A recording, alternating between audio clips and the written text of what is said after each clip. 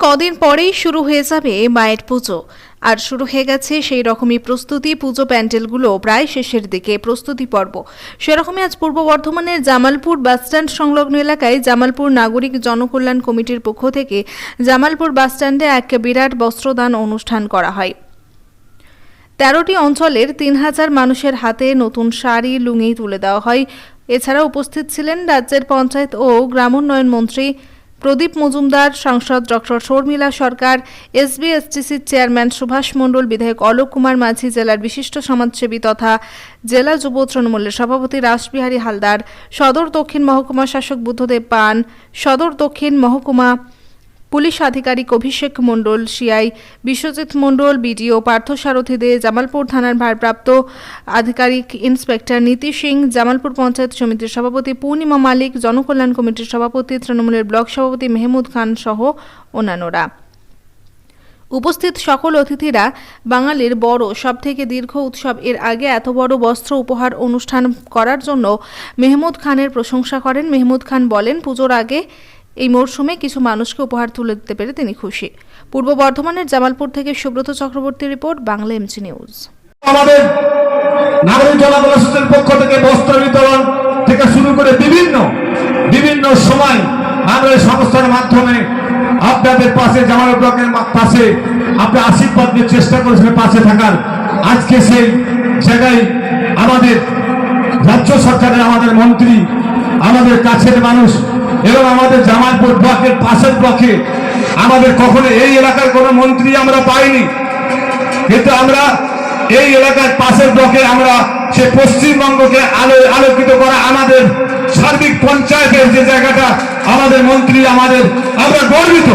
আমাদের পাশের ব্লকের আমাদের যেখানে গোটা পশ্চিম বাংলায় উন্নয়নের জন্য দুর্যোগের মধ্যেও আজকে আপনার ডাকে সাড়া দিয়ে এত মানুষ, এবং তার সঙ্গে আমরা দেখতে পেলাম একাধিক অতিথির তালিকা, সকলে আজকে আপনার ডাকে সাড়া দিয়ে দুর্যোগের মধ্যে কি বলবেন? আমি অত্যন্ত খুশি, আমি গর্বিত। জামালপুর নাগরিক জনকল্যাণ সোসাইটির পক্ষ থেকে প্রত্যেক বছর আমরা এই বস্ত্র বিতরণ করি। এবছরও আমরা করলাম, কিন্তু দুর্যোগের তাতেও মানুষ কিন্তু প্রত্যেকেই এখানে ৩,০০০ মানুষকে আমরা বস্ত্র দিলাম। প্রত্যেকটা অঞ্চলকে আমরা একদম ১৩টা অঞ্চলকে দিয়েছি, প্রত্যেকটা গ্রামে পর্যন্ত পৌঁছে দিয়েছি। যারা প্রত্যেকটা গ্রামে 10 জন, 15 জন, 20 জন যারা অসহায় মানুষ আছে, তাদের প্রত্যেকেই আমরা কিন্তু বস্ত্র তারা এসেছে, তারা নিয়ে গেছে আনন্দের সঙ্গে। এবং প্রত্যেক বছর আমরা করি, আগামী দিনেও যাতে আমরা করতে পারি। যতদিন আমার ক্ষমতা থাকবে চেষ্টা করব আমি যাতে মানুষের পাশে থাকতে পারি। আপনার ব্লকের কতগুলো পঞ্চায়েত এটা পাচ্ছে? 13টা পঞ্চায়েতের প্রত্যেকটা পঞ্চায়েতেই আমরা দিয়েছি এবং প্রত্যেকের বুথ পর্যন্ত দিয়েছি। মোট 3,000 বস্ত্র কিন্তু আজকে দিয়েছি। এই প্রোগ্রামকে এটা কি কোনো কারণে না এটা প্রত্যেক বছর করেন? এটা প্রত্যেক বছর করি এবং নাগরিক জনকল্যাণ সোসাইটির পক্ষ থেকে আমরা কখনো রক্তদান শিবির করি, কখনো যেমন লকডাউনে আমরা 10,000 মানুষের বাড়িতে আমরা খাবার পৌঁছাতে পেরেছিলাম। আমরা হেল্পলাইন খুলেছিলাম, ওখানে মানুষ ফোন করতেন, করার পর হেল্প চাইতেন, আমরা তাদের নাম ঠিকানা আমরা নেওয়ার পর তাদের বাড়িতে তাদের চাল, আলু, ডাল আমরা তাদের বাড়িতে আমরা পৌঁছে দিয়েছিলাম।